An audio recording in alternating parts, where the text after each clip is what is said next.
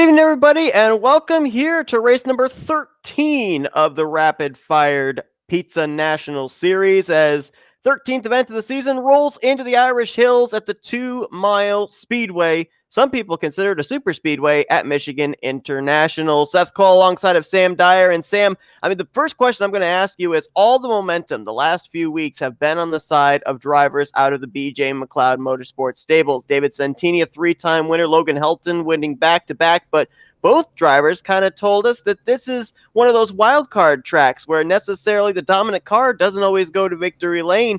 Do you see BJ McLeod Motorsports continuing on the momentum, or do we see somebody being able to topple them here today?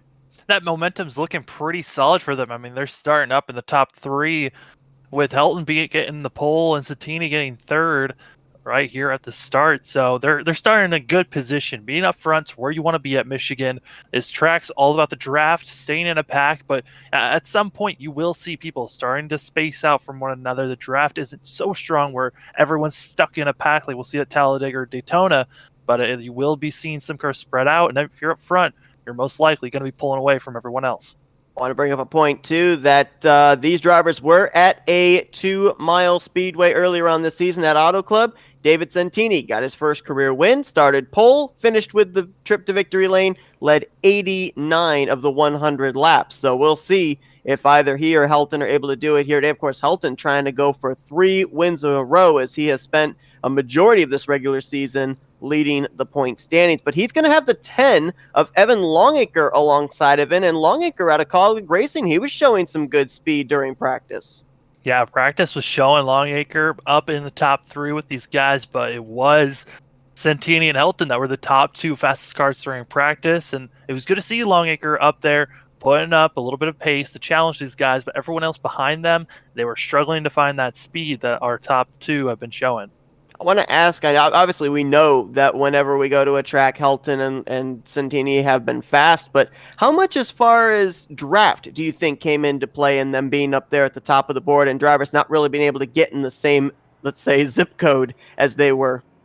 Yeah, I mean, with the draft, it's all about working with one other person. If you're in bigger pack than one other person, you could carry a little bit too much speed in these corners, lose time that way, and that might have been where he was gaining time during practice. But still, with Santini as well as Helton still in our top 5, Longacre up there, up in our top 3, Longacre there in second, they still showed pace even without the draft here in qualifying.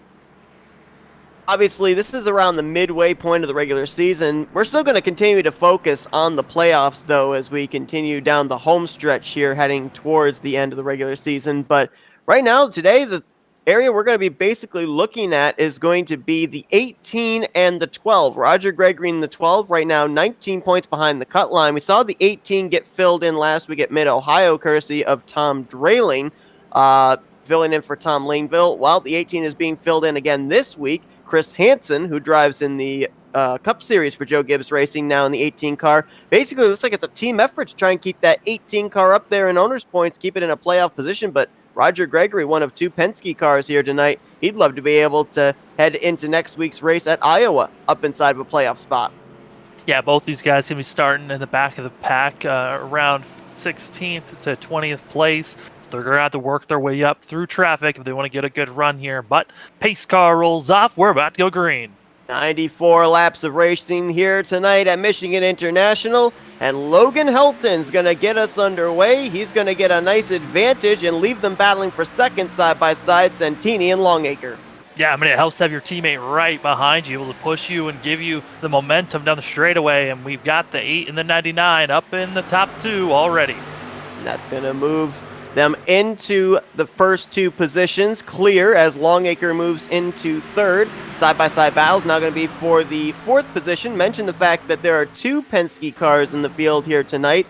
Of course, Roger Gregory in the 12 and Tom Drayling there in, well, actually, I'm sorry, he's in the 20. He was listed in the 22 here on iRace, but he's actually in the 20 for Joe Gibbs Racing as he now crosses the inside and passes Longacre for 3rd place. Yeah, that 22 Drayling. Oh, Jeffrey Meyer into the side of Whitaker in front of traffic, and he's going to collect, I believe that was the 0 of James Dowen. And that's just coming off of turn number 4. Also looks like the 4 machine of Kevin Roy is very slow. get into turn number 1. Not a caution. They spun off course. But Meyer really slow, has engine damage, is crawling. He's got to crawl all the way around this track to get on the pit road. That is not how that 38 wanted to have. I mean, there were a lot of eyes on that 38. Possibly was going to have a good day today, but after lap number 1, that 38 machine's limping his way around. At the beginning of the day, usually they highlight 3 drivers to watch, and Jeffrey Meyer was one of those, just based on he's kind of got a Ryan Newman mentality where he's so difficult to pass. And you talked about track position here today. If that 38 were able to get up there to the front, it would probably be very difficult for drivers to get around him, but not the way he wanted to start out his day. And of course, the big misfortune as well for him, to your point, no caution thrown, so he has to limp it all the way around under green back to pit lane, a guy that came into this race 4th in the overall standings. Looks like also the 0 machine of James Dowen. He has already taken his car to the back, and he's just going to be staying in the pits trying to get work done. And that is not the day that the 0 wanted, or the 38, but it's really spread out, everyone. They're kind of all single filed up until you get to around a little 10th place, 10th and 11th, where you're starting to see side-by-side action, where actually it's 11th place where you're seeing that action of the 1 and the 12. Jacob Shorba, Roger Gregory there trying to battle it out for a spot just outside of the top 10. Up ahead of them is the 86. That's a Cup regular Rocky Boyd filling in for Chris Parkman here tonight in the Brandon-built Motorsports Chevrolet. Of course, we see Rocky Boyd driving the 1 machine up for Chip Ganassi Racing normally in the Soda Guys Cup Series, as Shorba and Gregory continue to have that battle close in for that 11th position. We mentioned about Gregory coming into this race, trying to get up there ahead of the 18 in points. Right now, Chris Hansen back in the 15th position. And of course, I'm assuming that when you have a driver that subs for you, you don't get the total amount of points that you would get if you were driving the car yourself. So I think regardless, Gregory's going to close in the points gap a little bit, as he got awfully loose there on the bottom of turn 2. And I think actually he just lost some spots. Yeah, he had to save it, and he's going to lose spots not only to Shorba, but to Greg Newsome in the 39. That 39 machine's actually starting to move up pretty well, as he's going to pass Shorba on the front stretch. And Michigan is one of those tracks that's extremely slick but quick. These cars will be sliding around. Coming off of 2 is usually where you see cars have the most issues, but you can see cars having issues off of 4, and usually off of 4, cars are getting up into the wall because they're pushing their car too hard. It's been an interesting first couple of laps. Got to see the 38 machine have some issues, and now everyone's kind of spread out. And this is the type of racing that we sometimes see here at Michigan, where cars, they see an issue up front and everyone just scatters around. And now that we're single filed up, I mean, we got to start thinking about fuel mileage. That is always something at Michigan that you'll be seeing. These cars look like they can go anywhere from 35 to possibly 45 laps. Might even be able to push it even farther if you're in the draft. I noticed during practice and during qualifying, I'm going to have to look when they come down here into turns 1 and 2 here during the race, but I saw a little bit of cloud cover over in turns 1 and 2. You can see, obviously, the back straightaway, 3, 4, and the front straightaway bathed in sunlight. How much of a tire wear track is Michigan? Because you mentioned these drivers trying to stretch it for a 1 stop, but I mean, how bad are those tires going to be screaming if they do try to stretch it to halfway? Well, I mean, normally at Michigan, it is a tire nightmare just because of how slick it can be and loose your car's going to be. You're struggling to keep it straight. But it also doesn't help the fact that the track right now is 114 degrees. The hotter the track, the slicker the track will be, and the more wear you're going to put on your tires. Is watching some battles going on back at 6th place. You got 3-car battles going on there. Gary Stevens just made the pass on Chris Whitaker, moving up to 6th. A little bit further ahead, this is Evan Longacre and Joshua Gordon side by side for the 4th position. This all going on over 2 seconds behind race leader Logan Helton, who's enjoying about maybe 0.6 of a second back to teammate David Santini. Now, there's a number of drivers that are in the field here that are in either fill-in rides, or if you're in the case of Tom Draling running here as a sub.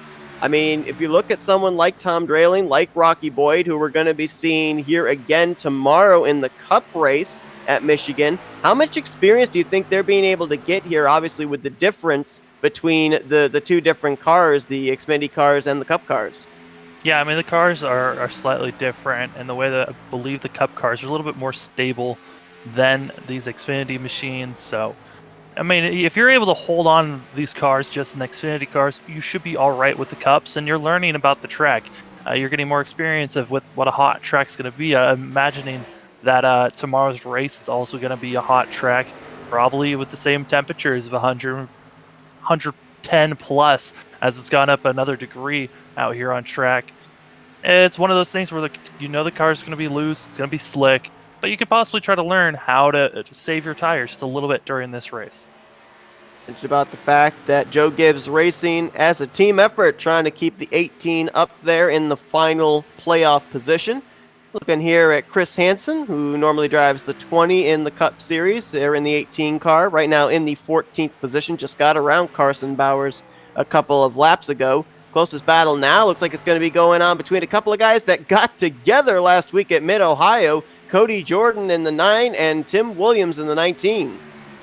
Yeah, these guys were getting a little bit racy last week. We were seeing Jordan's having a lot of issues, and Williams struggling at the later half of the race. And you're seeing these guys all drifting their car up close to the wall. They're trying to get as close as they can. And looking back, it looks like Greg Newsome might have been a car that drifted a little bit too high and got into the wall there. He was up, I think, around either the 10th, 11th position, and to your point, he has now drifted back to 13th place. A couple of guys, Roger Gregory and Jacob Shorba, have been able to get around him as a result. And getting up there and brushing that wall, I mean, obviously we know that these cars are somewhat durable. Speaking of brushing the wall, our leader, Helton, got into the wall. Going to be losing that lead position. Santini got close to him. About to make it side by side with the 8 car. Gets into the wall and possibly will lose even second place.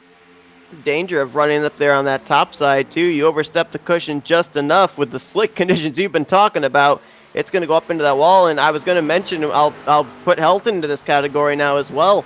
You know, with the fact that he's gotten into the wall, Greg Newsome's gotten into the wall. I've not really seen a whole lot of visible damage there on the right side, but does the driver feel something like that after brushing the wall? I mean, it matters on how hard you're brushing the wall and how much you're going to be feeling it. Honestly, here at Michigan, it's a pretty aerodynamic track that you need the aero, but it looks like the 8 machine just brushed it and really didn't kill the wall hard enough for him to lose too much time. But aero-wise, he probably wants to be following the car and not being the lead machine like he is right now, but second. Like, battle is still on for the 5th position. It actually may turn into a battle for 4th here between 3 drivers as Barry Stevens and Evan Longacre are starting to reel in Joshua Gordon. You mentioned about Greg Newsome having his early issues there brushing the wall. Well, he and teammate Joshua Gordon out of RSS Racing, they're both on the outside of the playoffs looking in. Greg Newsome right now 14th in points, 40 points back. Joshua Gordon 15th in points, 51 points back. The two of them here today, obviously with the fact that the 18 has a sub driver and Roger Gregory currently running back behind both of them in the 10th position. I mean, big opportunity to get themselves back up in the playoff conversation because, as I mentioned, we're only really midway through the season. There's still a lot of time to be able to work your way up into the playoffs before the regular season comes to an end. Yeah, I mean, at this point, you can only have a couple of bad races. You need to start finishing up in the top 10, maybe even the top 5 if you want to start inching your way into the playoffs. So these drivers, yes, they might be having not the best race they've wanted to have, but there's still a lot of time during this race to make up that ground and possibly make some moves into the chase if you get a good finish here. Obviously, some drivers here tonight are not going to have the best of points days, and they came into this race currently in playoff positions. One of them, of course, going to be Jeffrey Meyer, who still sits on pit road, 13 laps down, continuing to try and get damage repaired to his car after his incident off of 4 and hitting the wall hard on the outside and inside of the front straightaway. And also another driver that did not make the start here tonight, entry out of Colleague Racing, Dalton Williamson, who came in 8th in the playoff standings and 6th in the overall standings. So he's going to lose out on some valuable points as, man, Tom Drayling got awfully loose off of turn 4, and that's going to bring Joshua Gordon into the vicinity in a battle for third. Yeah, that battle for third, I mean, it's turning into a lot of machines catching up to one another. It's almost from 5th up to 2nd, almost all on top of one another. They're all within a second from 2nd on back. Wow, Logan Helton getting loose off that corner, and this is kind of reminding me an awful lot of what we saw back at, I think it was Charlotte, where, we were saying, a lot of drivers were struggling through the field, even the race leaders at the time. And this is looking like deja vu there, as we're even seeing a lot of guys up here in the top 5. Gracious, that 8 car hangs out there off of 4. A lot of drivers struggling keeping their cars stable off center exit. Yeah, I mean, the biggest issue is the fact that the track is so hot. It's 116 degrees. From when we started this race, it has gone up 3 degrees since then. So the track's only going to get warmer and warmer, and your tires are going to get worn down even more, making it a little bit looser for some drivers, maybe a little bit more snug for others. But it matters on how your setup is made for you and how you like driving this thing. But mainly that heat on the track not helping a lot of these drivers. We're starting to see as well the drivers that are able to conserve their tires for the long run. Tom Drayling, you see him fading back. Logan Helton sliding again off of 4. Here comes Josh Gordon in the 93, Barry Stevens in the 78. Those 2 cars look like they've got the long run machines here. They've got the setup figured out, at least for the moment, as they've been able to work their way up to 3rd and 4th, and I think momentarily will move up into 2nd and 3rd. Yeah, I mean, Joshua Gordon started 8th, now battling for 2nd place, and then Barry Stevens started 6th, so both these guys have moved up a few positions here and there. Some of our biggest movers, though, is going to be that 12 machine back in 9th place. He started 17th and is up to 9th now. Huge necessity, really, if you think about it, for Roger Gregory here today. Trying to take advantage of the fact that the 20 car has had to be filled, the 18 car rather, has had to be filled in for 2 weeks in a row. But back up to this battle for 2nd place. It's going on now between 4, now make it 5 machines, as Evan Longacre is back there as well. So throw a blanket of about maybe 0.7 of a second from 2nd back to 6th. And it looks like Tim Williams going to be pulling into the pits. I think he might have gotten some issues. Got into the wall off of 2. That really knocked his car out of... he knocked a bit of damage on there, feeling like he needs to come into the pits, make that repair, and get going. Another car that came into the pits, that's the 4 machine of Kevin Roy a couple of laps ago. You could visibly see the damage there on Tim Williams' Toyota Camry. Like a pretty good ruffle on the right front quarter panel, and also some damage back around near the right side of the rear deck lid. As David Santini continues to show the way now after getting around his teammate Logan Helton. Mentioned the fact that he's the only driver at a 2-mile speedway that's taken a checkered flag this season, trying to get his 4th win on the year.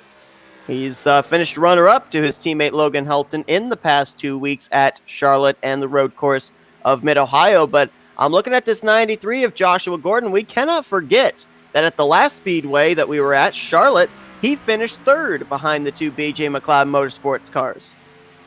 Yeah, someone to always watch out for. And more machines coming into the pits after hitting the wall. Rocky Boyd, another car that came in, and it looks like Chris Whitaker, another machine that possibly hit the wall and is now coming in for damage. The only thing I would maybe wonder about, we're going to watch the 2 make his pit stop here, because I almost wonder if this might be a regularly scheduled stop. You talked about drivers being able to stretch it, but would there be those in the field that might try and make it on a 2-stop instead? Because I noticed we were 20 laps in, and even the race leader was running lap times 2 to 2.5 seconds slower than the laps he had put down in the first couple laps. Yeah, based on Whitaker's pit and the way that he came in, I mean, that's a 14.8, 14.7 pit. That looks like that might have been a regular scheduled stop for that 2 machine. And yeah, like you said, it's about 2.5 seconds for some drivers, 3 seconds difference from what they were running 20 laps ago. This could be a scheduled stop for him, and we'll see how much he gains for this 2 machine compared to everyone else. It also looked like the 86 of Rocky Boyd, his stop was a regularly scheduled one as well. Of course, he's a Cup Series driver filling in here tonight, so, kind of gives you a little bit of a extended leash to try and roll the dice, do some strategy. Yeah, Rocky Boy did get into the wall, though, so he did have some damage they needed to repair. Got it done, got a clean pit stop, and is on his way. Another report for another driver. The 5 machine started a little bit late. He joined into the race 16 laps down. He's had to start from pit road, but now is running, and he's moved up now to 19th position. And he has already passed a couple of drivers that had taken the green flag to start this race ahead of him. Jeffrey Meyer, who continues to sit on pit road, and also James Dowen, who got involved in that wreck as well. So Brandon Andrews, who was 21st when he rolled off pit road, is already up to 19th place. But obviously, to your point, 16 laps down, having to start from pit road. He's just got to hope that more drivers run into some issues, because there's very slim chance, actually, no, there's no chance that he's going to get back on the lead lap. Yeah, we need a lot of cautions to come around, giving him the lucky dog for some of these, but he's got a couple of machines in front of him that are 1 lap down due to them having to come into the pits.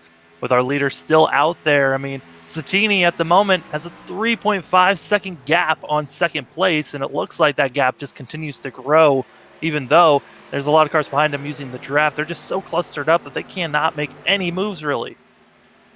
Seems like at these type of tracks, though, draft doesn't really come into play when you're trying to run somebody down, just based on the fact that if you're looking here at the 78 of Barry Stevens behind Joshua Gordon, he's experiencing what we call aero push. He's in the dirty air of the 93. That's causing him to not have clean air to the nose and making it a little bit more difficult for him to turn. So more than anything, I think it's actually allowing Santini to continue to pull away rather than these two being able to, what we would call, 2-car tandem up to the 99. Well, this second pack from our leader, I should say, they got to be careful. They got Whitaker in the middle of this mix, and he's got much fresher tires trying to make some moves around these guys.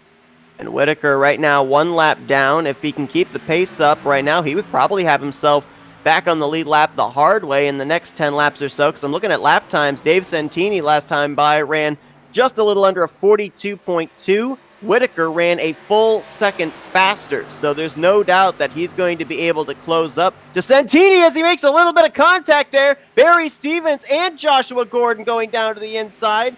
Gordon's going to be able to save it. Stevens does as well, but that just moved Helton up to 3rd, Longacre up to 4th, and Gordon lost a ton of momentum. Yeah, I don't know if Stevens was trying to slow down, but he did not make any contact. He got loose off of 2. Gordon got slight contact from the 2 machine, but that's what I was talking about. You had to be careful. The 2 machine was so much faster than these other guys. You just didn't know if there was going to be contact or not, and there was there.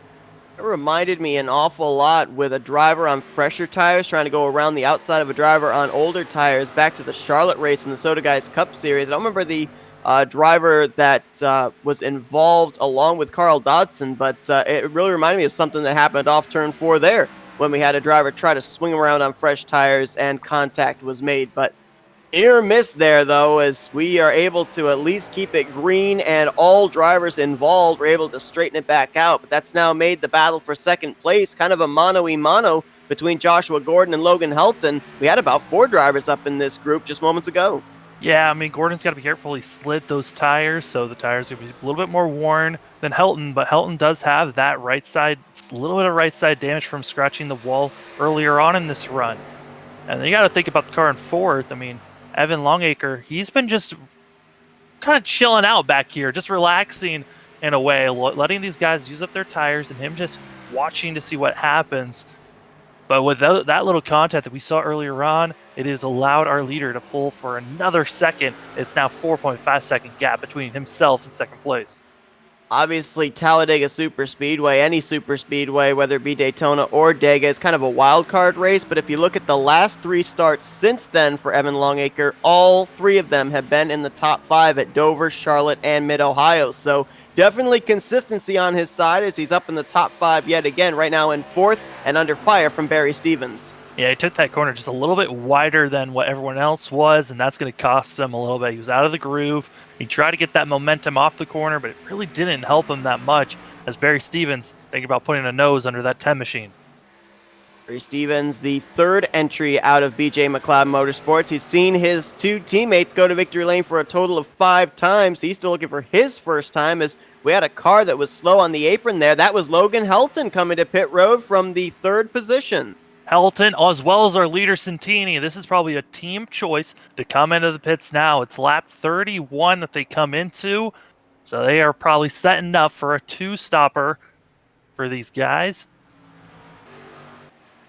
Turn the lead over to Josh Gordon, and just about a lap before Santini and Helton decided to hit pit road, Chris Whitaker had just unlapped himself. So we'll see when the 99, the 8, and the 2, when that pit stop cycle finishes out, we'll see if there was a gain or if there was a loss for Chris Whitaker coming to pit road back around lap 24, as Joshua Gordon from the lead is now going to hit pit lane.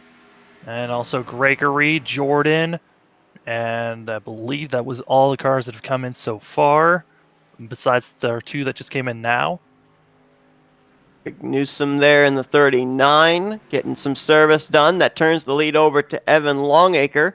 And I think at this point in time for a lot of these guys, even if they were planning on running this on a one-stop, with the fact that 2 of the fastest cars on the track have just hit pit road, their hands kind of forced. They have to pit probably in the next 5 laps.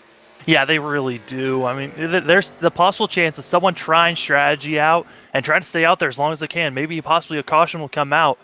But I'm looking at some of these cars out here, and right now, it looks like Whitaker would cycle into the lead, but Satini's got the much fresher tires that he's going to be running a lot faster than this 2 machine, but he's got some traffic he's got to get by.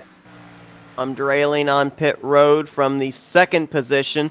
Now, the good news for Chris Whitaker, though, is he knows that the 99 and the 8, they are going to have to come to pit road at least one more time. There's no way pitting here around lap 30 that they're going to be able to make it the rest of the way on what they've got in the tank. So if this all cycles around right now with the 2 out in front, if this remains green all the way to the end, do we think advantage 2, or do you think that the maybe 10 lap or so fresh tires that Santini and Helton are going to have at the end of this thing are going to be enough to reel in Chris Whitaker for the eventual race win? I mean, based on what I'm seeing right now, it looks like it might be enough for the 2 machine. I mean, they're almost cycling to a point, but it looks like the 99 machine is already caught up to the 2, and it has only been 3 laps since Santini pit. So I don't know if it's really helpful for these cars. There's more machines coming into the pits. I believe that was Shorba and another machine that came in. Jones is Shorba. Fortunately, it's probably going to be a 4-tire pit stop for him because he slid those rears, and the 15 of John Jones overshoots his pit stall there. Going to lose valuable time as he has to back it up and then pull it forward again into his stall. But I obviously could not see the telemetry on the 1 car when he hit the line, but he really slammed on the brakes, so I hope he was able to make pit road speed before he hit that commitment cone. We'll have to wait and see what the penalty was, but it looks like Santini able to make the pass on Whitaker, and now is slowly pulling away and looking back at Logan Helton, who came in at the same time as Santini. He's still about 4 seconds, if not 5 seconds now, away from the 99 machine. And it looks like the 5 machine just decided to say it wasn't enough for him to stay out, got a couple of laps put in, and it's now disconnected from the server. I'll tell you what, I don't know if it was just based off of that pit stop that he made back when you talked about him having that right side damage, but Tim Williams is now, he actually just got himself to 1 lap down, but he's back in the 18th position. So I'm looking at someone like that 12 of Roger Gregory. We've been highlighting him ever since the start of this broadcast because he's the first guy out in the playoff standings. I mean, that's another driver that he's not too far behind that he could maybe be able to move by heading into next week at Iowa. I mean, right now, the 19 and the 18 look like maybe they could be positions that 12 car could pick up, as he's been able to work his way up after the pit stops to the 7th position. Yeah, Chris Henson, he's just chilling out around 11th position, not really trying to push his car too hard, possibly trying to make some moves as he does have the much fresher cars, the cars in front of him. And we'll see where the 18 car finishes at the end of this thing. But after that first cycle, it looks like Santini up to first. But Whitaker, with that brave move, he's up to second at the moment still. We'll see if he can continue to maintain where he's at and not lose a whole lot of time. Then obviously with him being able to work his way up for a net gain of about 6 positions, I mean, it may end up working out for him when these drivers eventually make what would probably be their final pit stop. Now, the one driver that it did not work out for with staying out that extra number of laps was Evan Longacre. He was up around the 4th or 5th position when the pit stops began. He's now back in 8th. The only advantage he's got right now is he's got some fresher tires than some of these drivers ahead of him. Yeah, everyone came into the pits, the field, so this is going to become now a 2-stop window for these guys. The next time we'll be seeing a lot of them coming in will probably be around lap 65 to about 70. So we'll probably be seeing a lot of these machines making their final pit stops if we stay green to the end. Best battle on track right now is going on for 15th. This is between two drivers that are off the lead lap and a couple of teammates there out of JD Motorsports. Kevin Roy in the 4 trying to hunt down Kyle Payne in the 0-1, who is making his first start of the season. Obviously, a lot of drivers like to go to super speedways or tracks like this that are the bigger tracks out there, like Auto Club or Michigan, to be able to kind of get their feet wet, and doing a pretty good job right now, at least being able to keep his car out of trouble. He is a lap down, but trying to run as many laps as he can there in that 0-1 Chevrolet. Yeah, I mean, it's a good run for Kyle Payne. Just based on how I've been seeing him run from the start of the race to now, he's kind of going with the approach of, I just want to survive this race, not really push it too hard and go and wreck my car out. And it seems to be working out with him so far in 15th position.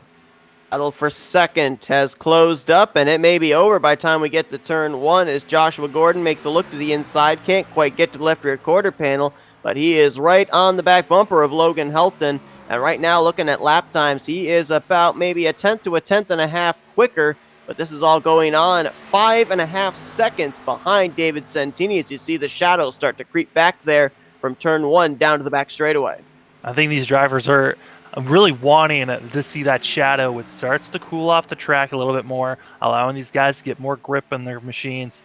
Luckily, the temp has gone down 1 degree. It's 115. It's still extremely hot on track, with it being 73 degrees out there around the course. But with it being so hot for the track, it's crazy how fast it is. It looks like the 2 machine coming to the pits now.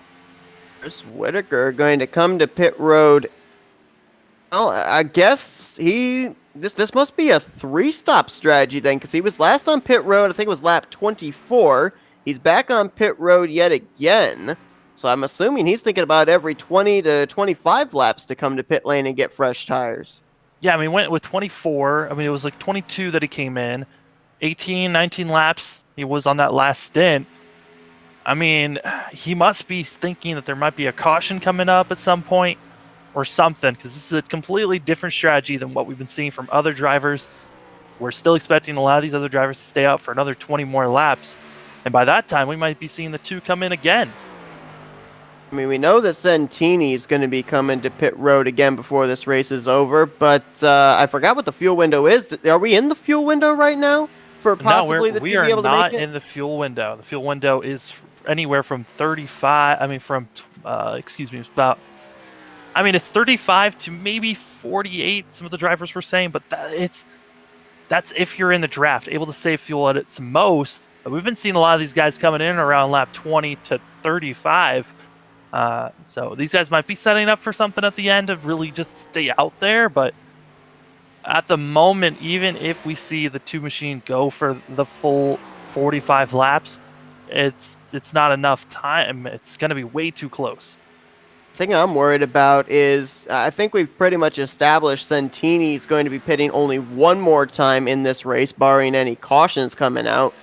If Whitaker is going to make 2 more pit stops before this race is over, he loses a lap every time he comes to pit road. So, you know, if Santini comes to pit road and Whitaker gets the race lead, he's going to probably have to pit 1 more time. Santini will not. Yeah, I mean, this 2 machine must be thinking he's going to be stretching it to the end. That has to be a strategy. Might as well give it the best option you can and try to get back on the lead lap, running as good as laps as you can, and hope that the cars behind you, that when next time they pit, you got a long enough gap to make it to the end. Chris Whitaker already has a win this season. He's locked into the playoffs. So, at a track that we documented top of the broadcast, that is a track really that plays into the fuel strategist's playbook, why not go out there and try something? Yeah, I mean, it's one of those moves that I'm kind of surprised he didn't try to wait until lap 48-ish to make sure that he could make it on 40 laps. I know for sure that we could see these drivers make it 40 laps, but 48, maybe 49 laps this car needs, this 2 machine has to go. It's going to be really risky, but I mean, might as well take the risk. That's how a lot of people have won at Michigan. But up front, David Sattini, he's feeling comfortable where he's at with almost a 6-second gap. Of course, with having that kind of a gap too, if it comes down to it, of him needing to maybe think about saving some fuel, he'll be able to have that type of a gap that he can manage, maybe try and save a little bit. Of course, he doesn't have the benefit of anybody drafting him. I'm looking at this battle here for second place. Looks like Josh Gordon, he'll start reeling in Logan Helton, then he backs off a little bit. I can't really tell if maybe he might be saving a little bit of fuel. Could possibly be saving here. I mean, we've seen cars, it seems like with our leaders, whoever pits first, the really short pits, does better on the longer run for these cars. So I'm expecting maybe these guys feeling like, hey, if I'm going to win, I could try to short pit, but I might be losing too much time. Might as well just throw it out there and see what happens. We have been green since the start of this race. Lap 46 has just been completed by David Santini, putting us on to 47. So we are now, when he hits the back straightaway, we're going to be halfway through this race. We've not been without incident, however. We did have a wreck out of turn 4 involving Jeffrey Meyer and James Dowen. That's put both of them behind the wall. Brandon Andrews, who started this race late, has also gone behind the wall, finishing in 19th place. And right now, because of the fact that we've gotten through a round of green flag pit stops, and we have not had a caution in between the start of the race till now, only 10 cars currently on the lead lap out of 18 that are still running. I mean, you got to give it up to these guys, putting on a great show for us. I mean, they've been staying out there, keeping it clean, keeping it green for most of this race. So it's a good showing by everyone that's on track. And it looks like David Santini would like to have it be 9 cars on the lead lap, as Jacob Shorba, the 10th place machine, is starting to get reeled in. And you can just see, this is almost reminding me a lot of last week's race at Mid-Ohio, because if you remember, in that race, we ended up having the 3-way battle between, of course, Santini, Logan Helton, and I believe it was the 7 of Connor Hall. And when they were all racing each other, the only car that looked like it was stable was Santini. Well, that's almost what it's looking like here today as well. We've seen Helton sliding through the corners. We've seen Drayling sliding, Josh Gordon sliding. Santini looks like he's pretty stable, like that car is handling just the way he wants it to. Yeah, I mean, that's just putting in time and effort into the setups. This is an open setup league, so these guys able to really work on the type of machine they want to have. Some cars, they want to keep their car loose. They feel a lot like they're going to be driving a lot faster with it being looser. But with their car being looser, they could be losing time because of that. But Santini going with, I want to feel as stable as I can, as that 99 machine has not slipped up even once, it seems like, all race long. Good news for Roger Gregory. He's up to 7th. Bad news. The guy that is subbing for the car he's trying to pass in the playoffs is only 2 positions behind him in 9th place. Chris Hansen's, as you mentioned, just been kind of riding all day, but right now still on the lead lap in that 9th position, doing a good job here as a fill-in driver. Yeah, I mean, doing what he's got to do. Be out there, run in the top 10, get a good finish for the car that you're subbing for, and show off, hey, I can do this almost every single week. And if a team needs another sub, call me in. I could be that person you need. Watching at a car that tried some strategy out, Chris Whitaker, he is past the 8 machine that's in 2nd place, as Whitaker is still 1 lap down, trying to run down our leader, but he's got another about 5 seconds to go before he gets there. And these tires are almost equaling out. The last thing he needs right now is a caution, too, because he runs the risk, if a yellow comes out, of being trapped a lap down. Right now, Jacob Shorba, who's about 3.5 seconds ahead of him, is the first car -1. And, with him being out here, even with 9 laps on his tires, if we were getting a caution at this point in time, I still think he would have to come to pit road just on how abrasive Michigan is on those tires, especially the rear tires. He's going to have to come in. I mean, even if he's going to have to stay a lap down if a caution comes out, but these guys are all hoping for it to continue going green. Just really try out these strategies and see if they work at all. But Whitaker trying something different. Oh, Rocky Boyd got a little sideways. Off course, though. It was coming off of turn number 4. But man, that 86 got into the grass, somehow saved it. It didn't hit anything. But a Rocky Boyd kept the car straight, and still another incident, but no yellow. So we remain green as that car never spun out, but he drops a couple of spots as a result. I think he was running around I think he was in 12th place, and Greg Newsome was able to pass him for that spot. He now recovers into the 13th position. Didn't really see how much of a slide he had there. Is it enough to really affect his tires? Because I think he was another of those drivers that's on the strategy somewhat similar to what Whitaker is running. Yeah, I mean, the tires just don't feel that comfortable. Just the 4 machine did the same exact thing. And coming off of 4, just got loose right before they got to the straightaway, dove it into the grass, got it straight. I mean, when you're sliding these cars, there's already a lot of heat in the tires. If you slide, it adds more heat. And on iRacing, it's extremely hard, if impossible, to lessen that heat that's in the tires, and it's going to cause you to have more wear than what you would have had previously. Also, sliding through the grass, it kind of makes your tires not feel that great for the first couple of laps that you get back on the course. So you got to be aware of that, as it looks like the 4 car pulling into the pits to get some tires. Logan Helton may be wanting tires soon as he slid it off of 4. You bring up iRacing. I want to make a comparison here with you. You know, we were talking a moment ago about Joshua Gordon maybe saving. Now, over on the Enter 2003 sim, if somebody's saving fuel and clutching, you actually see the car kind of bogged down. Now, I know obviously here we've got some shots where we're able to look inside the cockpit, but if you're looking right now at an outside third-person view, are there any telltale signs of letting you know if a car may be saving fuel or not? I mean, if with these front guys, it will be kind of a lot easier to tell. They'll probably be running about a tenth slower than what they were doing, if not a little bit more than that, just because they're clutching up and trying to save fuel. I think the only car that's trying to save fuel would be the 2 machine. That's right now. That's Chris Whitaker, who's in 10th position right now, and the first car 1 lap down.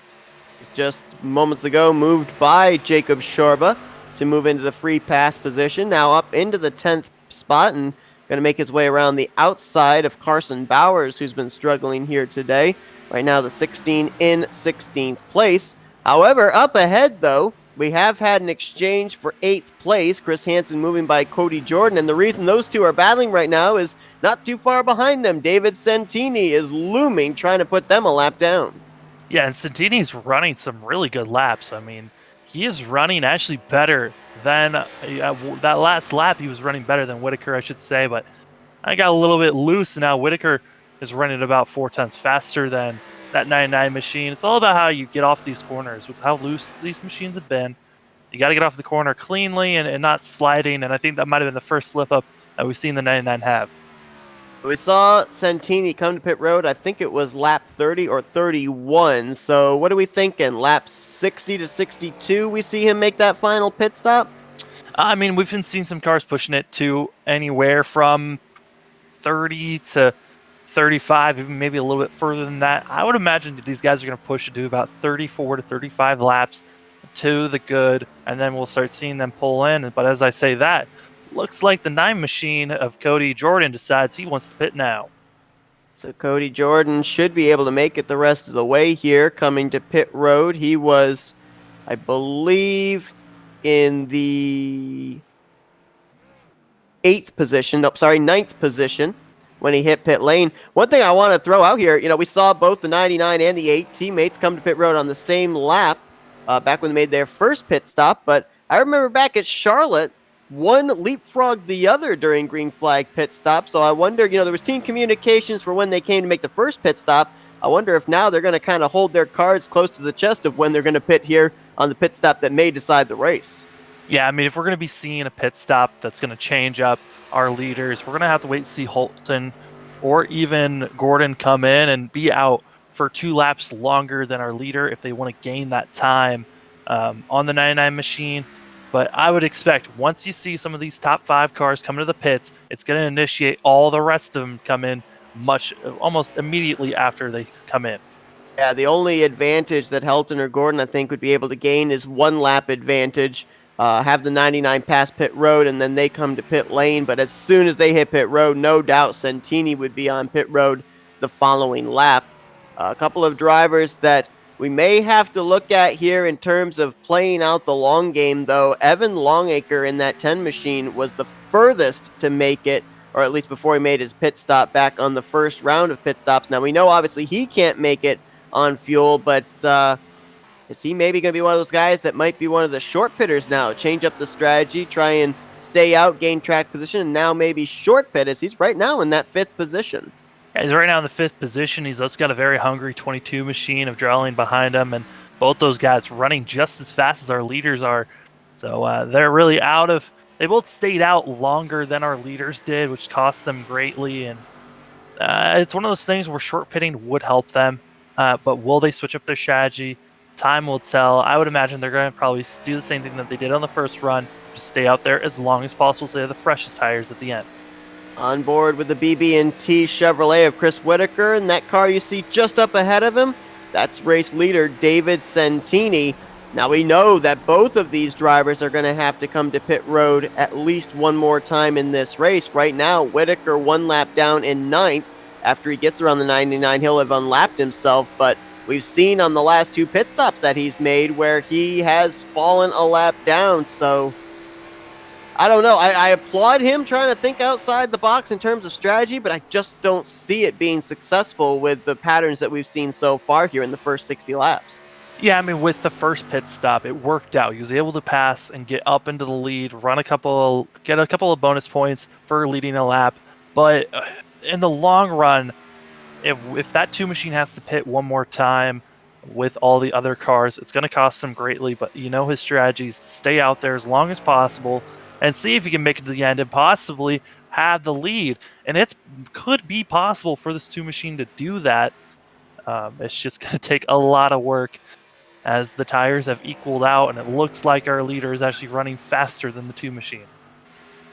Closest battle on track right now as the field is really spread out. Currently would be for the 5th position, about 0.8 of a second separation from Longacre back to Drailing. Now we know for absolute certain 3 drivers can make it on fuel. They've all made their final pit stop of the day. Cody Jordan right now running a lap down in 11th, as well as Rocky Boyd running 2 laps down in 16th. Kevin Roy currently 3 laps down in 18th. Everybody else, though, has to come to pit road, as I believe the 39 of Greg Newsome is making his final pit stop now. He may have actually just hit the wall or something, because that car looked like it took a hard left. Yeah, he's got some damage.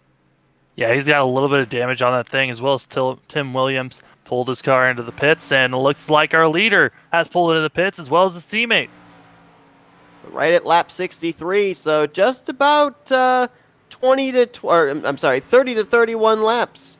Santini and Helton go, and so now that's their final pit stops of the day. That turns the lead over to Joshua Gordon, as Barry Stevens, the other teammate, also hit pit road this lap. And also looks like Barry Stevens pulled it into the pits, so a couple of machines pulling it in, get some work done, as well as the 18 as pulled into the pits. And here comes Gordon.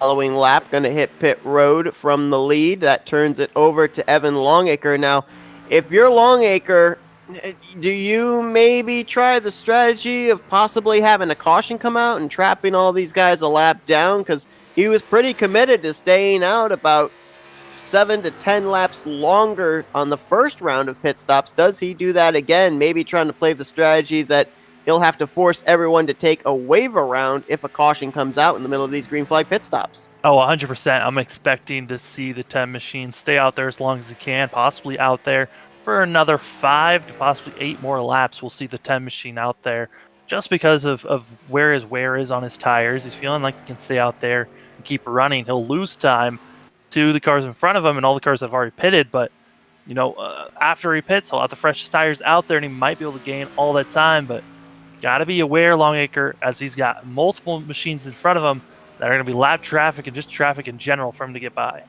Roger Gregory in the 12 has also decided to stay out. He's been out there about 34 laps on his tires and maybe also trying to play that game of trapping everyone a lap down. Now, the bad news is, though, with where they're running, they have not trapped all of the drivers a lap down. David Santini, Logan Helton, Chris Whitaker, Joshua Gordon, and Barry Stevens, they are still all on the lead lap. So even if we were to get a caution at this point, Santini, Helton, Whitaker, Gordon, and Stevens, as mentioned, they would not have to rely on Lucky Dog or a wave around. And Whitaker's kind of in that spot where he's feeling pretty comfortable. I mean, he's on 24 lap old tires. He's so far on the lead lap. We'll see how much longer he stays on the lead lap, as Santini and Helton were able to get by him after that pit stop and run of pit stops. Jacob Shorba, John Jones, both making their final stops of the day. As John Jones again going to overshoot his pit box. This time, though, doesn't take quite as long backing it up. As Lonker continues to show the way here. Now 31 laps he's been out on his tires. Looks like the 12 of Roger Gregory finally decided to come to pit road, get his service, as he is now down and away, exiting off of turn 1. Right now, that 12 machine is in 8th, so not a bad run for that Penske 12, Roger Gregory.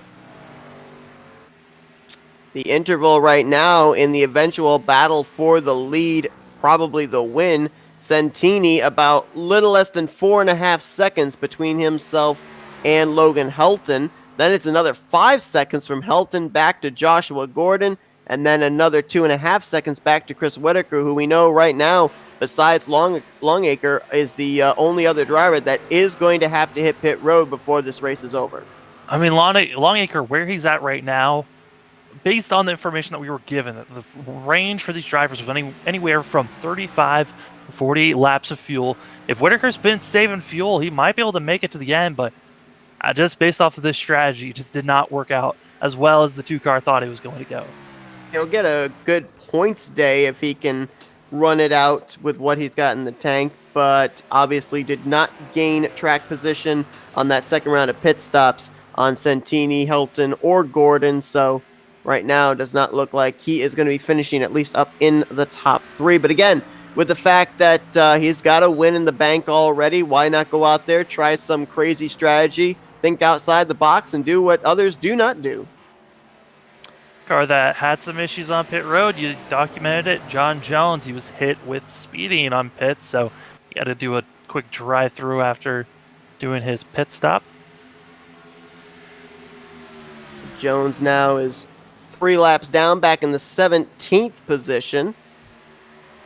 As long, oh shoot, did we just have a spin there, or was it just the, okay, it was just, I guess it was visibly. I looked down at the bottom of the screen as we were looking at Longacre, and I thought I saw the 12 car slideways through 3 and 4. Maybe it was just the way the camera angle was. Correct me if I'm wrong, I think the 12's been in the wall. I see some pretty good damage there just behind the right front wheel. I will say this, I went back to rewatch. He did go sideways slightly. He was drifting through 3 and 4, able to get it straightened out. But yeah, he has hit the wall on the right side, and it looks like he's got it pretty square. Not enough damage to really hurt him too much, but it has drastically slowed down that 12 machine from where he was running before. The driver that kind of jumped the gun as far as short pitting, going to gain a couple of spots because of it, and that's Cody Jordan in the 9. He's right now in that 9th position, trying to get up there and bypass Evan Longacre to put himself back on the lead lap. Actually, no correction, he just got himself back on the lead lap about maybe 2 laps ago. So right now he is the last car on the lead lap in the 9th position as Longacre hits pit road for the final time of the day. Yeah, Longacre in the 10. Tried to push it out as long as he could.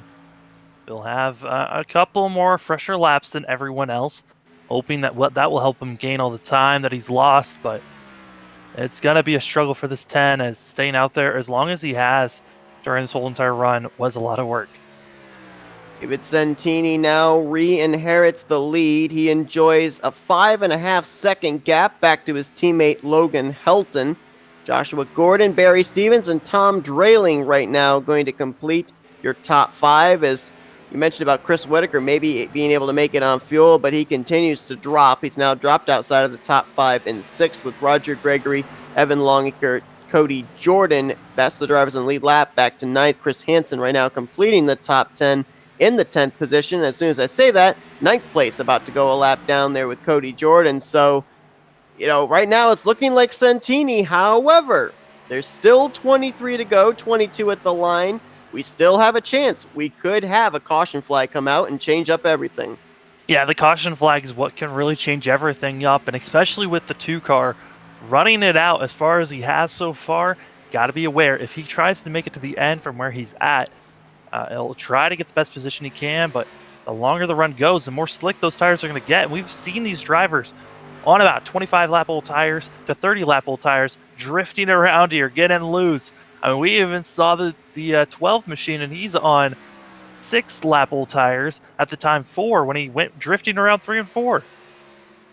Drivers have been out there for 73 green flag laps, 2 rounds of green flag pit stops, and to that end, as it looks like Whitaker is actually hitting pit road, but to that end, if you look here at the drivers on the lead lap, your top 7, there is no close battle at all. The closest battle right now, the closest vicinity of any 2 cars, 6th place back to 7th place, Gregory back to Longacre, that's 2.5 seconds. All the other intervals are even higher than that. Yeah, it's a lot of lap machines integrated with cars that are on the lead laps. You're seeing all this action really being close by.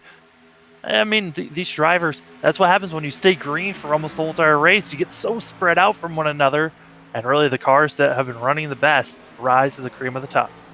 You know that the field is spread out when we have to drop back to look at the best battle on track, which is 2 laps down battle for the 14th position between debuting Kyle Payne and the 16 of Carson Bowers, who's going to swing around the outside of that 0-1 and take that position.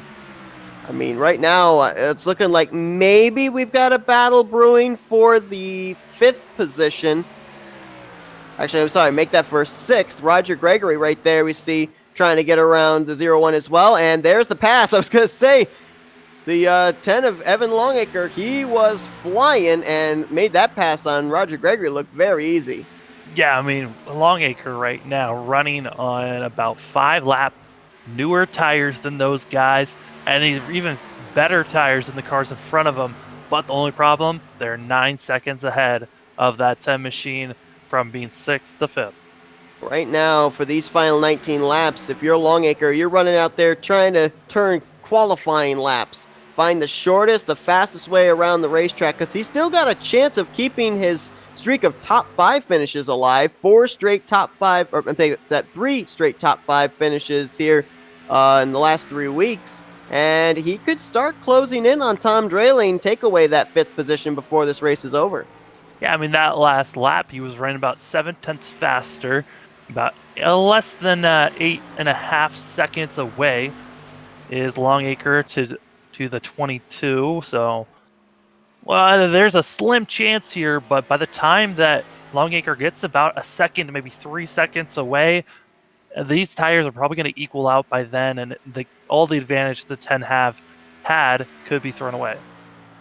It's really interesting when you look at like the calculations of laps on tires to the lap times. It really looks like 1 extra lap on your tires gains you a 10th on the driver ahead of you. And with that being said, is that going to, if we end up having a late race yellow, be the deciding factor between whether it draws all these leaders to pit road or has some of them decide to stay out? Well, I'd imagine if we have to come in from here on out, everyone's coming into the pits. You cannot stay out there, even if everyone stays out with it. Like, just hypothetically, if we have a green-white checkered at the end here, and a caution comes out, sets us up for that, everyone has to come in. Even if everyone stays out but 1 car that's on the lead lap, they'll pass everyone by the end of being on the backstretch. So those newer tires, very important. And even if we have a caution now, I expect a lot of drivers to come in and get fresh rubber. Well, ever since around lap 7, it has been all David Santini out in front, and we're closing on 15 laps to go. So we're going to quickly step aside, get a word from our sponsors. We go side by side, and we'll be back for the finish here at Michigan International.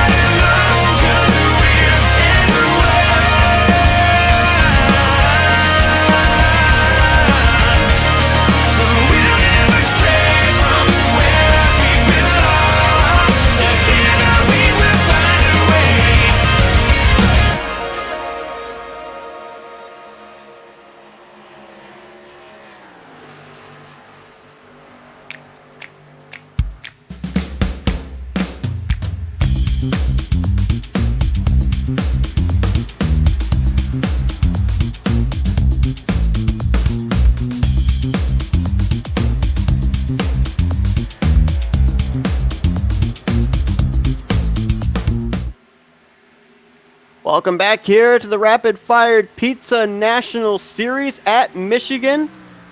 Right now it is David Santini continuing to show the way here with 12 laps to go. Near moment there in front of second place Logan Helton as battle for position between Rocky Boyd and Greg Newsome. You saw it there on your side-by-side. Newsome getting loose off of 4, almost spun it down to the inside. That was right in front of the 8. Yeah, I mean, you guys got to realize it's getting hectic out here. I mean, we've been green from the start of the flag being dropped, and these guys have been running very well, but with everyone so spread out, different strategies for pit strategies, tire wear being so necessary here at Michigan. You got to be careful when you're driving around these guys. This is lead lap car Barry Stevens making a move on lap machine Cody Jordan, but why this is important, that forced the 9 car up the track, and right behind him is Chris Hansen in the 18. That is for position for the 8th spot. So with Stevens kind of opening the door there for another Toyota to try and reel in the 9 machine, got a battle brewing just inside the top 10. Yeah, Cody Jordan just hoping to possibly continue running as well as he has this race. Up in the top 10, liking where he's at, but that 18 is bearing down on him coming into 3. Also got a battle brewing that we'll jump up to in a moment. Evan Longacre has been able to reel in Tom Drayling for the 5th position. Actually, we can just focus on that because that may be over here in a matter of a couple corners. Lap times are so much different between those two. Drayling right now running in the 41.9s, Longacre in the 41.2s. And you can see right there, that straightaway speed and those fresh tires easily is probably going to make the pass down here into turn 1. Yeah, I'm quite surprised to see how quick we've seen Longacre make these moves, but caution out! Wow! And it's Cody Jordan in the 9, just in front of these guys here, Drayling and Longacre having to make an evasive move. I almost wonder if it may have been that battle for 8th place gone bad between himself and the 18 of Chris Hansen. We'll have to take a quick look to see what happened to Cody because they were running close to one another. You just never know. And oh boy, that looks like it was all in the 9. This caution coming out with a total of 9 laps to go. And here it was. Cody Jordan, who was probably very happy to get out of the Mid-Ohio road course, was running in the 9th position. Oh, wow. It almost looked like that car never even turned. Either that or it was a very quick overcorrection off the corner because it just almost looked like that thing went straight. Yeah, no, he felt loose on the back end on that 9 machine and tried to save it, overcorrected, and just threw his car into the outside. It was something the drivers were talking about during practice is the fact that these cars, they are loose, but you can easily overcorrect these machines and just dump it into the wall, and we saw it there with the 9 machine. And looking right now, after seeing the replay, leaders coming to the pits. So everybody's going to hit pit road. Free pass car, I believe, was the 2 of Chris Whitaker. So while the strategy did not work out for him to stay on the lead lap, he will get the free pass here. The bad news is he's going to have to start at the tail end of the field. That means not only behind the lead lap cars, but all the lap machines as well. Looking at all these drivers coming into the pits, who's going to be making it out first? I mean, for sure, it's going to be David Santini. He came into the pits, and he had a gap between himself and everyone else. But it's everyone from 3rd on back that could be making some changes on these pit stops. Helton out 2nd, Gordon 3rd, Stevens 4th. Longacre going to come out there in 5th. Tom Drayling still sitting on pit road as now he will be leaving. Looks like he will still come out in the 6th position. Actually, no, correct that. Chris Whitaker right now scored in 6th, but I thought he was the free pass car, so even though he's currently scored in 6th place, I think he's going to be EOL here on this restart. Yeah, I mean, I was looking back on the 22 of Drayling because there was a huge gap between himself and Longacre right before we went to our little break that we had, and I was looking back. The 22 smashed the wall off of 4, and that's why he lost a lot of time and allowed that 10 machine to gain on him. That's why we're seeing a few of these cars coming to the pits, getting their damage repaired. The 12 machine doing the same, and some of these guys hitting the wall a lot harder than they expected, getting some of that optional repair figured out, so their car can run a lot better here with the last stint that we have for this race. And I think the one car that is not happy to see this caution, well, multiple cars aren't happy to see it, that 99 machine of Santini. He has a much better long distance car. On the short run, it seems like the 8 machine is faster. When we go back green, there's going to be about 6 laps to go. One driver did elect to take the wave around to get back on the lead lap. We've already got a couple other drivers there. I think that was Kevin Roy in the 4 and the 86 of Rocky Boyd. But Jacob Shorba in the 9th position on 22-lap old tires, deciding to take the wave around here. Agree or disagree? Oh, I completely agree. There is not enough time for you to lose that position to the cars that need to get their lap back and get around you. And it is a fantastic choice by Shorba. He makes sure that he's going to be getting 9th, possibly even better than that if some of the cars in front of him have issues. Well, we know that the track conditions all day have been slick. We also know that now in the closing stages of this race, everybody is going to be pushing for everything their car can give them. So, remember, this is the closest these drivers have really been since the drop of the green flag to start this event. We had an incident off turn 4 in the beginning laps, but it didn't bring out a caution. So with them all in close proximity now, we may not have seen our last caution of the day, as they're going to be hitting the line with 6 laps to go at Michigan. Base cars off, and we go green with Santini getting a fantastic start. Helton on the outside, and everyone else behind him still side by side. Barry Stevens trying to swing around the outside of Joshua Gordon for 3rd. If he can do that, it would be BJ McLeod Motorsports 1, 2, 3. Gordon, though, drives it deep on the inside there through 1 and 2. And look at that 10 of Evan Longacre. Yes, he didn't gain a lot of track position on his staying out long strategy on those green flag pit stops, but now this has put him in a good position to maybe try and crack the top 5, but now he's got to deal with Tom Drayling. Yeah, and he's got Drayling trying to push it on the inside. Drayling with that damage repaired. He's now going to be pushing forward, but Gordon and Stevens still side by side for 3rd. And our leaders right now, 1st and 2nd teammates, they're kind of just cruising at the moment, not trying to make any abrasive moves. About 2.5 seconds separate, or 2.5 tenths, I should say, separating the top 2 right now, with Santini over Helton, still side by side for 3rd place. Neither Stevens on the top side or Gordon on the bottom giving an inch, and literally as well, as that's the 2nd time those two have been close to banging doors. Almost banging doors and almost banging the wall for Stevens, and with them side by side, they're using up their tires, and Drayling's now stuck behind him, not being able to make any moves at this point as he's boxed in behind these two. It's like Gordon may clear for 3rd. He will, so now Drayling will go to work on the 78 of Barry Stevens for the 4th position. Just want to drop back here real quickly. There you see the 2 of Chris Whitaker has not been able to make up a whole lot of ground. Right now, 3.5 seconds behind the next car 4 position, which would be Roger Gregory. And problems for Gordon in the 93. Gordon up in the wall, and I think he hit the wall hard. He might have gotten some help from Stevens. I'm looking back to see it, and that he did. A little bit of contact. Kept it straight. Didn't hit the wall, but those tires are heated up after sliding around turn number 1 and 2. And he pounded that wall pretty good, too. That car lost a ton of momentum. He's drifted back now to the 8th position. You saw even Chris Whitaker, who had to start EOL on the field for the restart, is able to get around him. And now for that 93, it's just try to ride it out here and finish it. It looks like what would maybe be around the 8th position. Tough break for him, but up here at the front, though, with 2.5 laps to go, the gap still remains about 2.5 tenths. From Santini back to Helton. We've seen Helton's car awfully loose on the long run. That says to me he's set up for the short run. He's looking to make a charge here in the final 2 laps. He's been staying within 2 tenths this whole entire run. You got to wait and see when he's going to make a push here.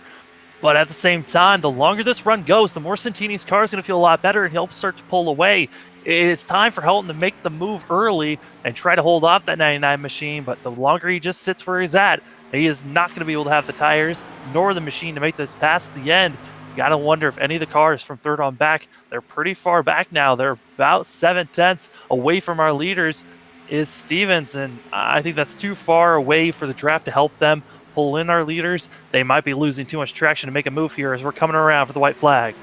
What a day it will be if it finishes the way it is for BJ McLeod Motorsports. 1, 2, 3 is where their drivers are currently scored. Santini looking for his 4th win on the season. Helton still about now 4/10 back as he lost a little ground there out of turn 4, looking for his 3rd win in a row to tie with his teammate for the most bonus points at the top of the playoff point standings. But right now, he's going to have a heck of a 3 and 4 as Santini just needs to hit his marks.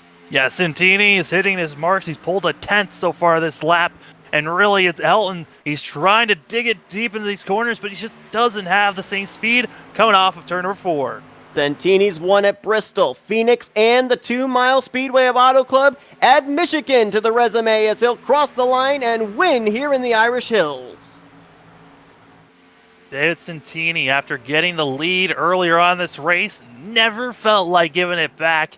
As that 99 machine, once he was in the lead, never thought about giving it back to his teammate, the 8 of Logan Helton. But Helton, a good run for him, being up there in 2nd. If you're Santini, nothing motivates you more to try to get back to victory lane than finishing 2nd place in back-to-back races to your teammate. And it came down between those two yet again. Santini, that one little slip-up he had there in the early portions of this race, that was the deciding factor. Santini took the lead and never looked back. Santini was trying to do some celebratory drifts around 3 and 4, but kind of lost it coming into 3. So the 99 machine, we'll see him pulling it into the front stretch, do some burnouts. But overall, man, this team has just been dominating, it seems like, for most of the season. 99, 8, and 78. 1, 2, 3. What a great run for them. And I'll tell you, I think a big reason why this 99 team has been so good, and you touched on it earlier, sets up for the long run. We saw at Charlotte some long runs. We've seen long runs obviously here today as we only had one caution that we worked, and that was in the final 10 laps of this race. So I think with the type of tracks that we've gone to, the 1.5 miles and now the 2 mile tracks, long run is what you need to have. Yeah, I mean, these guys this whole entire league, since we've been a part of it, has shown that they're going to be long green flag runs. And we saw Earl along one here today, and setting yourself up for the long green flag run sets you up for later on in the race. Helton tried to use the short run there at the end, just wasn't enough to get it done. You see there, Santini, Helton, and Barry Stevens all doing burnouts. This is the first time this season that the 3 BJ McLeod Motorsports drivers have all finished 1, 2, and 3. So what a day overall for that organization, as we'll take a look here at the finishing results from Michigan International. Tom Drayling there, a great run filling in that 20 car as he'll bring it home in 4th. Evan Longacre continues his top 5 streak. It's now gone to 4 straight races where he finishes in the top 5, finishing in 5th. And I think the guy right now that we really have to focus on where he might be positioned when we get to Iowa next week, playoffs-wise, is that 12 of Roger Gregory. Did a good job of keeping himself in the top 10 all day long, finishing on the lead lap in 6th. Yeah, I mean, Roger Gregory, right before we went green for that final stint there, he had to come into the pits, had 52.7 seconds of pit road time. That is a lot of time that he had damage to repair and got a 6th place out of it. That's a great run for that 12 machine. Chris Whitaker and Jacob Shorba already have wins this season, so great runs for them as they're already locked in. But another driver we're going to have to look and see just how far behind the cut line he is after an 8th place run, Joshua Gordon. He was 15th as far as the playoffs are concerned, 51 points back. So he may have made some gains here today as well with a solid top 10. Obviously, the hardship there on that final restart, getting into the wall, but at least he was able to bring it home in the 8th position, still on the lead lap. To finish out the top 10 there in a fill-in role for Joe Gibbs Racing. And then you've got Cody Jordan, Rocky Boyd, Kyle Payne all finishing 1 lap down. Carson Bowers, Greg Newsome, Tim Williams there, as well as John Jones and Kevin Roy. Those were the last drivers to finish out this race. And 3 of those guys that you would kind of highlight as far as where they would be positioned in points heading next week. Tim Williams, who came into this race 22 points ahead of the cut line, Kevin Roy 32 points ahead of the cut line, and Carson Bowers 49 points ahead of the cut line, with them finishing outside of the top 10. No doubt that Roger Gregory and Joshua Gordon are going to be closing up that gap just the least little bit, as we've still got the second half of this regular season to go.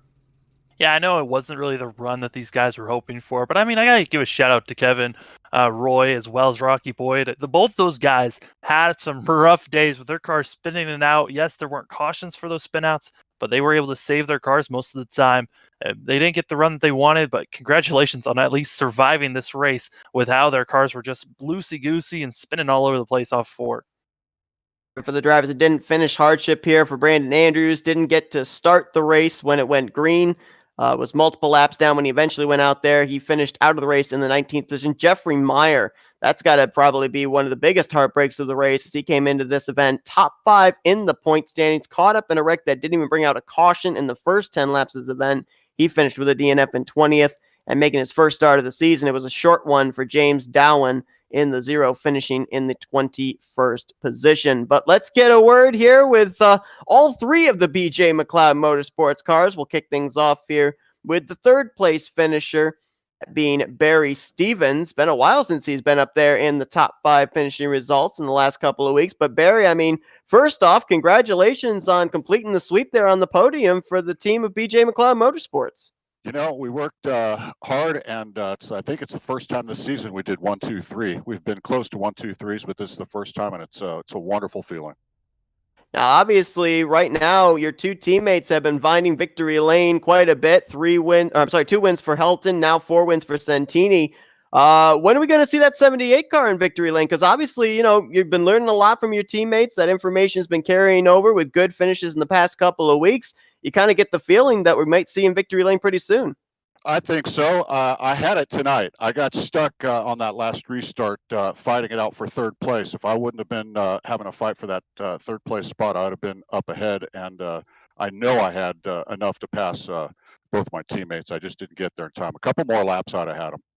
Yeah, I mean, Barry, speaking about that battle for third place at the end there, how was that battle? It seemed like you guys were side by side for so long, and then a simple hit took Gordon out of it, but it was a great run for us to watch. It was side by side, and you know, it was hard racing. I felt bad. Um, I don't know that there could have been any daylight on any of those turns, but at the same time, the leaders were getting away from us, and we had to, you know, we had to make a chance. Somebody had to do something to get loose of the other one, and it just so happened I got the good side of that one. But I'll apologize to him afterwards here. Yeah, Barry, I'm looking right now at the playoff points coming into this race. Obviously, it's going to be a different story when the standings are put together after the completion of tonight's event at Michigan. But you've only made 5 starts, not including tonight's race. You were 124 points behind the cut line. Obviously, we've got the whole second half of the regular season to go. So with this momentum, do you see yourself being able to lock yourself up a playoff spot, if not through a win points-wise? I think so. I'm going for the fact that I probably am going to need a win because I missed the first 8 weeks of the season due to technicalities. But I may, if I can keep these top 5s, I might have a shot with the points to get to that top 12 at the end of the season. Obviously, Barry, a great run for you here today. It's actually your first top 5 of the season as well. And what a top 5 to be able to complete the sweep of the podium there with your teammates. We're going to let you do some shout outs now. Yeah, I'd like to, of course, thank my teammates.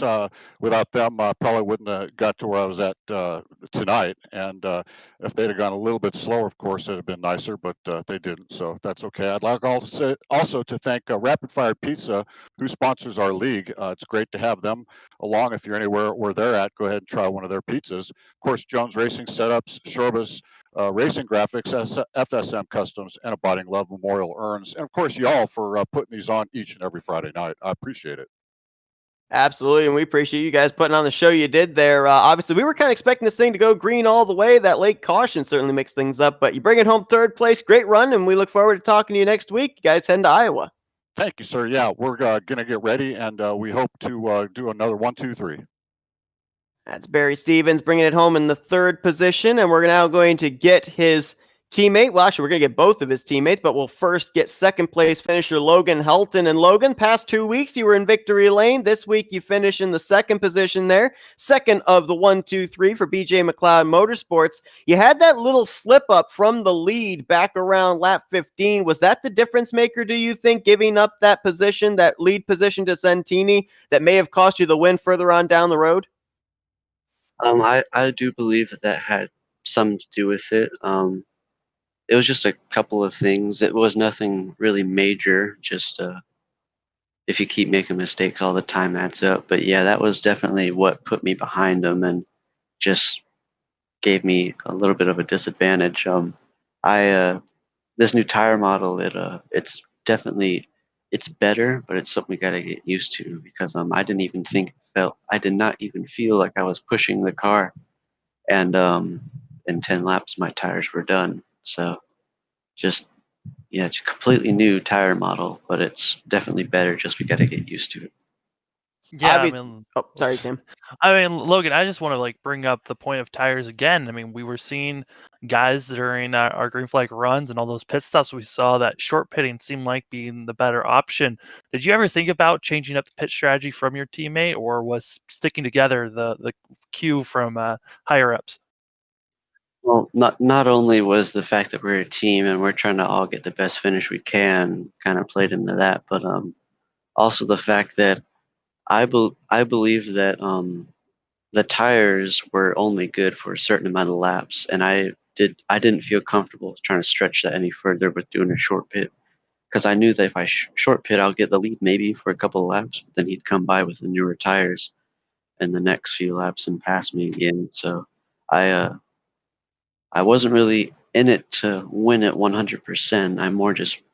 I want to keep these consistent finishes up. Well, you definitely did that tonight. I want to touch on a tire issue as well here. You talked about after those 10 laps how it felt like the rear grip went away. We saw you several times start to slide coming out of turn 4. As a driver with the high speeds that we carry at a track like Michigan, what does that feel like in the cockpit when you feel those rear tires coming out from underneath you? Well, again, with this new tire model, it's definitely more realistic to the point where if it gets sideways, you can actually control it. Like, it's not as scary as the old tire model, where if you got that sideways, you'd almost come around completely every single time. But iRacing's done good work with this tire model, and it's just a lot more realistic. I can hold on to it and feel comfortable, even though I'm losing time. I I didn't really worry about wrecking the car. It's just worried about losing time. Well, Logan, I don't think you fell outside of the top 2 all night long here, aside from when the pit stop cycled around under green flag conditions. Great momentum after your back-to-back wins in the last 2 weeks, bringing it home in the second place. And we're going to let you do some shout-outs now. Yeah, first, thanks to the sponsors of the league that are Rapid Fired Pizza, Jones Racing Setups, Shorba's Racing Graphics, FSM Customs, and Abiding Love Memorial Urns. Thanks to you guys for putting on the broadcast. All the guys here at the league that put this on. Thanks to my teammates at BJ McLeod Motorsports, of Barry Stevens in the 78 and David Santini in the 99. My sponsors, RGC Media and East Bay Landscaping, and all my friends and family that watch the race. That's Logan Helton. He brings it home second place here tonight. Congrats on a great run. We look forward to talking to you next week as you guys head to the short track, if you will, of Iowa Speedway. Yeah, thank you. And as they completed the sweep, let's complete the sweep ourselves here with the BJ McLeod Motorsports drivers as fourth time going to victory lane. David Santini here tonight. And David, the first thing I want to touch on is if we go back to the sister track of Auto Club, you ended up starting on the pole. You led the most laps. You went to victory lane. Was there anything from that racetrack you were able to apply to tonight's race? Well, a little bit. Generally speaking, yes, but no at the same time because I mean the new tire model that they just came out with is a lot different than what it was. This was actually my first race on it, and I did enjoy it. You really have to be easy on your tires. If you aren't, and you kill them, good luck. You'll be hanging on for dear life. We saw a lot of drivers slipping and sliding around out there, but it didn't really look like you had that much of an issue. If I remember back to Charlotte as well, it looked like you had a car set up for the long run. Was that the strategy here today as well? Yeah, I mean, that was the same idea as Charlotte. Yeah, we figured it was going to be a long run race again, and I mean that's what we were hoping for anyway. We didn't know how it was going to go because of the new tire model and everybody kind of racing on it for the first time together. So I went out there hoping for a long run, and worked out. So yeah, if you don't save your tires though, it's bad. It's really bad. It can get pretty slippy quick. Yeah, David, I mean, it seemed like you had the best long run car compared to everyone else, but on the short run, it looked like Helton had the better run. Was there anything that you were trying to do differently on that last restart compared to what you were doing on during the green flag run? The last restart, do you mean like the last just few laps or the last long Yeah, the run? last few laps. The last few laps, no, I was just pushing it. I knew no matter what, you had decent tires for a few laps, no matter what you did. It's really after like that first 5 laps, if you push them too hard, it's incredible fall off. So knowing it was just going to be a short run, I just pushed it as hard as I could, obviously without getting too loose or anything like that. And it worked out. Got the win. 1, 2, 3. I'm looking at the tracks that you've won at. Obviously, now you've swept the 2 sister tracks, the 2-mile speedways of Auto Club and Michigan. You've gotten a win at a short track at Bristol, and you've gotten a win at a track that doesn't have a whole lot of banking like Phoenix. If we kind of took Bristol and Phoenix, put them together, we might have where we're going to next week at Iowa. So, a little bit different of configuration, but still considered a short track. What's your confidence going into there? Well, it's funny because I'm sure I've mentioned it before, but a lot of these tracks that I've won at typically aren't my favorite tracks, and it just so happens I end up winning at them. Same for Iowa. Really don't like it that much, but I mean, I guess we'll see what happens going into it here next week then. All right. Well, obviously, the momentum continues for you. If you haven't won, you've been finishing up there in the top 5 consistently. So obviously, you've got a lot of momentum on your side. You continue to rack up the playoff points as well with this victory here tonight also. And we're going to let you do some shout outs. Hey, thanks, guys. I appreciate it. Of course, you guys over at Flatout Racing for doing the broadcast, Rapid Fire Pizza, Jones Racing Setups, Shorba's Racing Graphics, FSM Customins, and the Abiding Love Memorial Urns, as well as Bearing Real Estate for being on the car, and the 1, 2, 3 sweep for BJ McLeod Motorsports. Absolutely. First time it's happened here this season. David Santini putting the 99 in victory lane for the 4th time here tonight. And obviously, since he doesn't like Iowa next week, pretty sure we'll talk to you next week at Iowa. Not sure if he'll be victory lane, but congrats on a great run here tonight. Go enjoy your win. Yep, I hope so. Thanks a lot, guys. Appreciate it. So that is actually really amazing too, because I was actually looking, Sam, at the statistics coming into this one, and I was kind of trying to figure out, seeing the success of Santini, seeing the success of Logan Helton, why that third car of Barry Stevens wasn't up there with him. Well, looks like definitely they've gotten the team communication down, as he was able to bring it home 3rd place. Is this a sign of things to come, to see some more good momentum out of that 78 car? Yeah, I mean, this McLeod team is going to be something to watch out for the rest of the season. I mean, they have already shown how strong they are from this first half of this regular season, and I expect them just to continue it on to possibly be us seeing Barry Stevens get his first win during the season. And it's kind of scary just seeing how many wins they have so far during the season and how many more they could get racking up for the rest of the season. Look ahead to Iowa Speedway next week. You and I have called races there. What can we kind of look forward to seeing? I mean, it's been very loose for these cars. We kind of saw the same action that we saw here today with cars slipping and sliding. I expect that to continue. We'll see if these guys can continue with the amazing green flag runs that they've been showing off. But Iowa, a very difficult course. We'll have to wait and see if these guys can keep it going for next week. Well, BJ McLeod Motorsports fielded 3 cars here tonight, and they finished 1st, 2nd, and 3rd for the first time this season, sweeping the podium. David Santini going to victory lane here tonight in the Irish Hills of Michigan. Sam, as always, appreciate you joining me in the booth tonight for this one. Always a pleasure. And thanks to everyone that tuned in. Be sure to tune in tomorrow, as we've got a double feature. 7 p.m. You guys will be treated to the Chris Cup Series, as they're going to be in the Lone Star State at Texas Motor Speedway. And then at 8:30 p.m. Eastern Standard Time, it will be the Soda Guys Cup Series here once again to get their race in the Irish Hills at the 2-mile Michigan International Speedway. But until then, for Sam Dyer, I'm Seth Cole. Have a great evening, as you've been watching another broadcast courtesy of the Flatout Racing Network.